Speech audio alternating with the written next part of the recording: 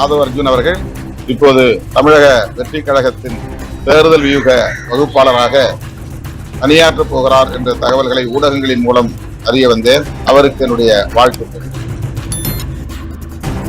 ஆதவ் அர்ஜுன் மீது நாங்கள் ஒரு ஒழுங்கு நடவடிக்கையை மேற்கொண்டிருந்தோம். 6 மாத காலம் இடைநீக்கம் செய்திருந்தோம்.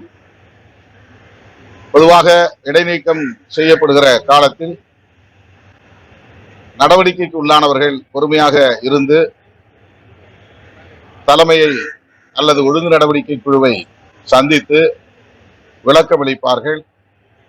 பின்னர் கட்சியில் தன்னை சேர்த்துக் கொள்வதற்கான வேண்டுகோளை முன்வைப்பார்கள். ஆனால் ஆதவ் அர்ஜுன் அவர்கள் உடனடியாக கட்சியிலிருந்து வெளியேறுவதாக அறிவித்தார். பதவியிலிருந்து பொறுப்பிலிருந்து விலகினார்.